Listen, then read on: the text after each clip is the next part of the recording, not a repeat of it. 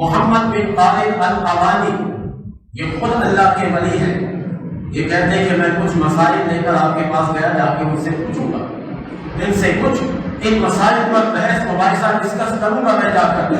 آئے آ کر کہتے ہیں کہ میں نے کچھ مسائل پوچھے، سب غوث پاک نے مجھے بتا دیے۔ پھر میں نے آخری بار ان کی ذاتیات پر میں آیا، میں نے کہا کہ حضور میں کچھ آپ کی ذاتیات سے متعلق سوال کروں؟ آپ نے کہا کرو، کیونکہ جس کی ذاتیات بات ہو کب ڈرے گا، کہے گا کرو، بات کرنا ہے تو کر لو، تاکہ تمہارے اندر کوئی غلط فہمی ہو تو میں دور کر دوں۔ آپ نے فرمایا کرو، کیا کرنا ہے؟ وہ کہتے ہیں کہ حضور آپ مجھے یہ بتائیے کہ آپ اس غوثیت کے منزل پر کیسے پہنچے؟ ولی وہ ہوتا ہے جو آپ سنیے کام جو کرے گا، دعویٰ الگ ہے، دلیل الگ ہے، دعویٰ الگ ہے، ثبوت الگ ہے۔ کہنے لگے حضور آپ اتنے اعلیٰ مرتبے پر فائز ہیں، ولیوں کے الگ الگ عہدے ہوتے ہیں، غوث یہ عہدہ ہے، قطب یہ عہدہ ہے، ابدال ایک عہدہ ہے، اوتاد ایک عہدہ ہے، اخیار ایک عہدہ ہے، ولی ایک عہدہ ہے، یہ سارے عہدے ہیں، لیکن سب سے بڑا عہدہ غوث کا ہے، سب سے بڑا عہدہ غوث کا ہوتا ہے۔ کہنے لگے آپ اتنے مرتبے پر کیسے پہنچے؟ تو آپ نے سب سے پہلا جملہ فرمایا علی الصدق ما کذبت قط ولا لما كنت فی المکتب، میں نے کبھی بھی جھوٹ نہیں کہا، ہمیشہ جب بھی کہتا تو میں سچ کہتا ہوں، میں نے کبھی جھوٹ نہیں کہا، ہمیشہ سچ کہتا رہا، یہاں تک کہ لما كنت فی المکتب، جب میں مدرسے میں پڑھتا تھا جب بھی میں نے کبھی جھوٹ نہیں کہا۔ مدرسے میں جھوٹ کہنے کی وجہ کیا ہو سکتی ہے؟ ایک طالب علم آتا نہیں، استاد پوچھتا کل کیوں نہیں آئے تھے؟ وہ بیمار تھا، استاد سے کہتا حضور کل میں بیمار تھا، ہے نا جھوٹ؟ استاد پوچھتا ہے کہ کل تم مدرسے میں آئے تھے، کیا وجہ ہے؟ کہتا اپنی امی کو لے کر فلاں جگہ جانا تھا۔ اس طرح کے جھوٹ طالب علم کہتے تھے، لیکن سرکار غوث سے بات کہتے میں نے مکتب میں بھی کبھی جھوٹ نہیں کہا۔ پہلی وجہ بتاتے ہیں کہ علی الصدق، سچائی کی وجہ سے اس درجے پر میں پہنچا۔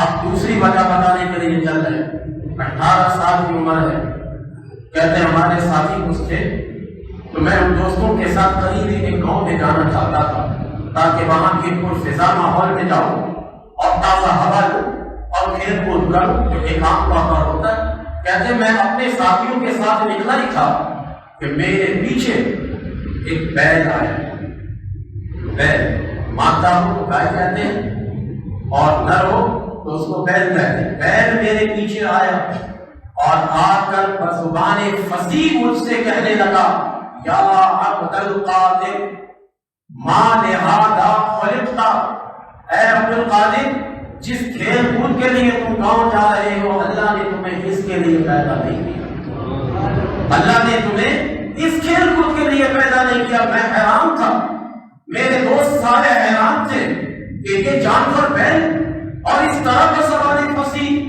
میرا نام بھی بتا رہا ہے اور میں کہاں جا رہا ہوں، کس نیت سے جا رہا ہوں یہ بھی بتا رہا ہے۔ یا عبد القادر ما لہذا خلقت، اے عبد القادر تمہیں تو اس کام کے لیے پیدا نہیں کیا گیا۔ کہتے کہ میری عمر 18 سال تھی، فرجعت فزعا، میں خوف کے مارے وہیں سے لوٹا، میرے ساتھی مجھے تکتے رہے، میں ڈر کے مارے وہیں سے لوٹا، وسعت الى سطح دارنا، اور آ کر سیدھا میں کمرے میں بھی نہیں گیا، اپنے گھر کی چھت پر میں چڑھ گیا، چڑھ کر میں دوسرے طرف رخ کر رہا تھا۔ اتفاق سے وہ دن عرفات کا دن تھا، جس دن حاجی لوگ میدان عرفات میں جمع ہوتے ہیں۔ کہتے ہیں کہ جب دوسرا عجوبہ کام یہ ہوا کہ جب میں اپنے گھر کی چھت پر گیا تو سارے حجابات ہٹ گئے اور میدان عرفات میں جتنے لوگ وقوف عرفہ میں تھے سب مجھے نظر آ رہے۔ میری تو حیرانگی اتنی بڑھ گئی کہ ایک تو بیل کا اس طرح سے کلام کرنا اور دوسرا میں اپنے گھر کی چھت پہ چڑھا تو جیلان سے میں عرفات کے میدان میں وقوف کرنے والوں کو دیکھ رہا تھا اور عمر کتنی تھی؟ 18 برس کی۔ کہتے ہیں کہ اب میں نیچے اترا، مجھے اب کچھ بات سمجھ میں آنے لگی، میں نیچے اترا، نیچے اتر کر اپنی والدہ ماجدہ کی خدمت میں حاضر ہو کر محقق یہ کہنے لگا امی جان حبیبی للہ وقزنی بھی فی المسیر الی بغداد اشتغل بالعلم وازور الصالحین. میں اپنے امی جان سے عرض کرنے لگا، اپنی والدہ سے عرض کرنے لگا کہ اے میری والدہ مجھے اب آپ اللہ کے لیے وقف کر دیجیے، حبیبی للہ تعالی، آپ اللہ کے لیے مجھے ہبہ کر دیجیے. کہ آپ امید مت رکھیے کہ جس طرح عام طور پر ماں اور باپ امید رکھتے ہیں کہ میرا بیٹا جوان ہوگا تو میرا بڑھاپے کا سہارا کرے گا. حبیبی للہ، آپ اللہ کے لیے مجھے وقف کر دیجیے.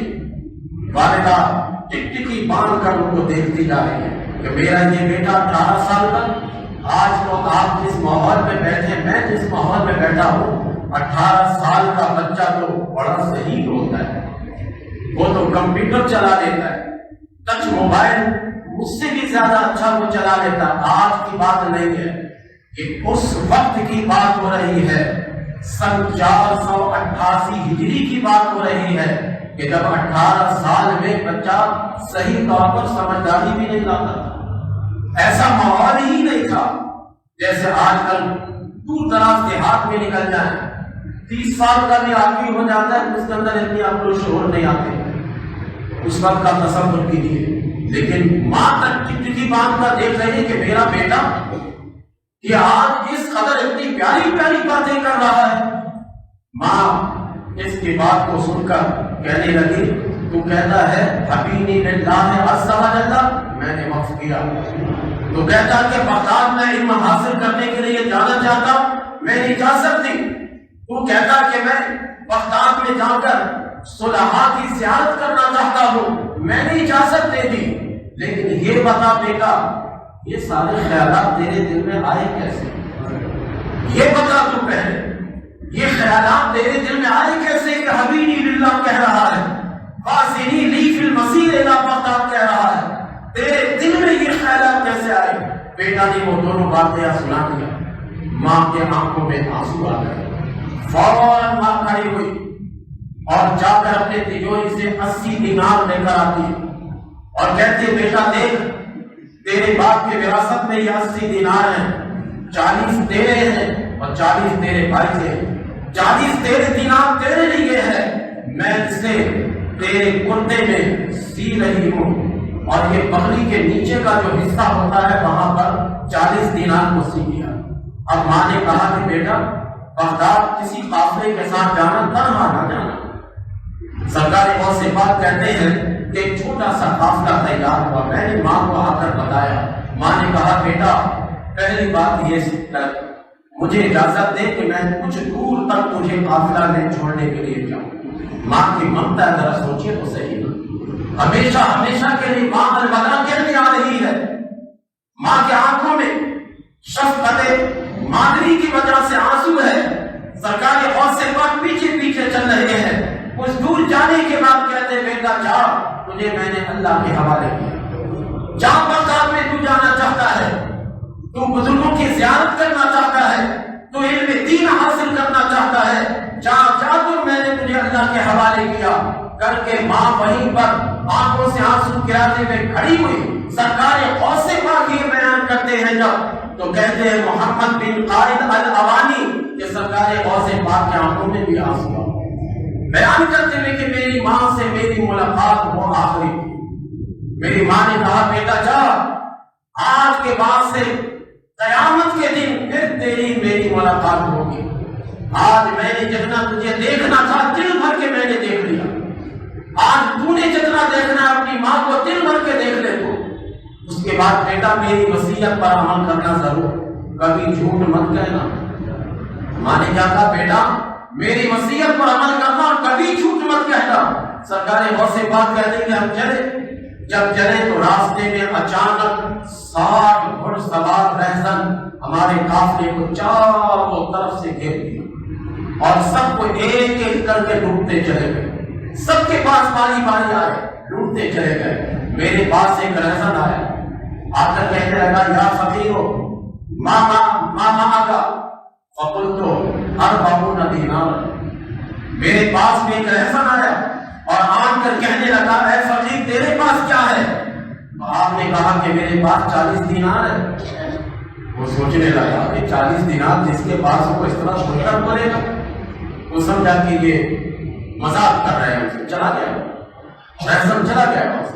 دوسرا رہزن آیا، سرکار غوث پاک کہتے ہیں کہ اس نے بھی ایسے ہی سوال کیا، میں نے ایسے ہی جواب دیا۔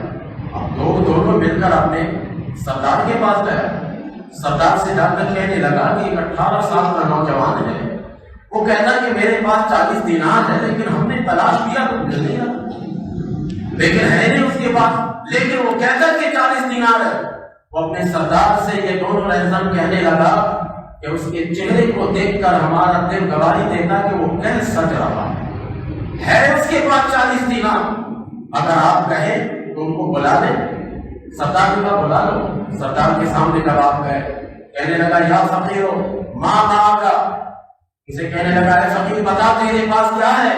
آپ نے فرمایا 40 دینار، 40 دینار ہمارے پاس ہے۔ تلاش دی گئی تو ہے ہی نہیں۔ اچھا ایک بات آپ بتائیے، یہ حصے میں اگر 40 دینار کپڑے کے اندر رکھ کر سی دیا جائے تو کیا تلاش کرنے کے وقت پتہ نہیں لگے گا؟ آرام سے پتہ لگے گا، وہ تلاشی کرتے ہی نہیں، اور وہیں پہ بغل کے نیچے سیا گیا تھا۔ پھر کہیں کیوں نہیں مل رہا تھا؟ اس لیے نہیں مل رہا تھا، اللہ کے ولی نے ذکر رکھا تھا حفاظت، اس لیے نہیں مل رہا تھا۔ نظر بندی ہو گئی تھی۔ اللہ کا ولی ایسا ہوتا ہے کہ جب ان کی ماں نے کہا بیٹا کی حفاظت سے رکھ لینا، کہ ماں کی حفاظت میں وہ دینار تھے، ورنہ آرام سے تلاش کرے اور نہ ملے، یہ کیسی بات ہے؟ بغل کے نیچے وہ 40 دینار سلے ہوئے ہیں۔ وہ سردار کہنے لگا کہ اے شخص مذاق مت کرو، سچ سچ بتا دو وہ 40 دینار ہیں کہاں؟ کہا کہ یہ ہے دیکھو۔ ولی کے رکھی ہوئی چیز کو ولی ہی نکال سکتا ہے، کوئی دوسرا نکال نہیں سکتا۔ رہزن تلاش کر کر کے پریشان رہ گیا لیکن نکال نہیں سکتا۔ آپ نے کہا یہ ہے، نکالو، نکال لیے، 20 ادھر سے نکالے، 20 ادھر سے۔ اب سردار جو ہے وہ سوچنے لگا کہ کیا لوگ جیسے لوگوں سے لوگ اپنے مال کو بچاتے ہیں اور یہ بچہ کرنا بھی کہہ رہا، پوچھتے اس کی وجہ کیا؟ سردار کہنے لگا کہ اے بیٹے یہ بتا، اب اس کی دل کی دنیا بدل گئی، اے بیٹے یہ بتا کہ ہم جیسے رہزنوں سے لوگ مالوں کو چھپاتے ہیں تو مال کو ہمارے سامنے ظاہر کر رہا تھا، وجہ کیا ہے؟ وجہ یہ ہے کہ جب میں جیلان سے چلا تھا تو میری ماں نے مجھ سے وعدہ لیا تھا کہ بیٹا حالات جیسے ہی رہے، حالات کیسی خراب کیوں نہ رہے، جھوٹ مت کہنا۔ اب اس مقام پر حالات تو خراب ہیں، مال تو آپ لوگ لے لیں گے، لیکن میری ماں کی وصیت اور میں نے اپنی ماں سے جو وعدہ کیا تھا اس کے مطابق میں نے جھوٹ بولنا اچھا نہیں سمجھا، اس لیے میں نے آپ کے سامنے سچ بات کر دی۔ اب دیکھیے جب اللہ کسی کے دل کے دنیا کو بدلتا ہے تو ایک سبب بنتا ہے، ایک سبب بن جاتا ہے، اور اللہ کے ولی کے زبان سے جو لفظ نکلتا ہے وہ بڑا اثر رکھتا ہے۔ میں اکثر اسی لیے آپ دیکھتے ہوں گے کہ میں حدیث شریف جب پڑھتا ہوں تو لفظ بھی پڑھتا ہوں، کیونکہ حدیث شریف کے مفہوم میں جتنا اثر ہے میرے آقا کے لفظوں میں بھی اتنا اثر ہے۔ لفظ بھی پڑھتے ہیں اس وجہ سے، سرکار غوث پاک کے الفاظ بھی اس لیے میں نے پڑھ کر آپ کو سنائے عربی، اس وجہ سے کہ آپ سنیں تو دل پر ہمارے اثر ہو، لفظوں کا بھی اثر ہوتا ہے اور اس کے معنی کا بھی اثر ہوتا ہے۔ سرکار غوث پاک انہوں نے جب کہا تو بڑے حیران و شستر رہ گئے۔ اب ان کے دل میں خیالات آتے چلے جا رہے، جاتے چلے جا رہے۔ سردار کہنے لگا اپنے سارے رہزنوں سے جو 60 تھے، 60 سے کہنے لگی کہ میں دیکھو یہ شخص اپنی ماں سے وعدہ کر کے آیا تھا کہ میں جھوٹ نہیں کہوں گا، اس نے 40 دینار کی قربانی دے دی لیکن جھوٹ نہیں کہا۔ ہم نے تو اللہ سے وعدہ کیا جھوٹ نہیں کہیں گے، پھر ہم جھوٹ کہتے۔ اس نے اپنے ماں سے یہ وعدہ کیا تھا اور اس وعدہ میں خلاف ورزی نہیں کی، خیانت نہیں کی، لیکن ہم نے اپنے اللہ سے وعدہ کیا ہے اور جھوٹ بھی کہتے ہیں اور خیانت بھی کرتے ہیں۔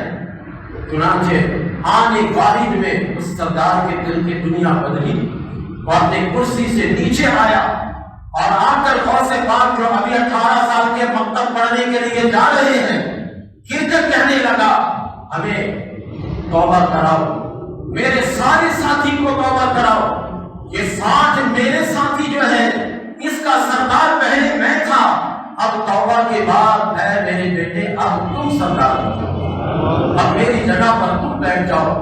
یہ ہے وہ سچ جو اللہ کے ولی کی زبان پر آتا ہے، اور اس سچ میں کتنی برکتیں آتی ہیں۔ المعاصی، گناہوں سے اپنے آپ کو بچایا جائے، المجتنب عن المعاصی، گناہوں سے اپنے آپ کو بچانا، یہ بہت اہم چیز ہے۔ اور ان گناہوں میں سب سے بڑا گناہ جھوٹ ہے۔ جس دن ہم جھوٹ کہنا چھوڑ دیں گے آہستہ آہستہ گناہ ہم سے چھٹتا چلا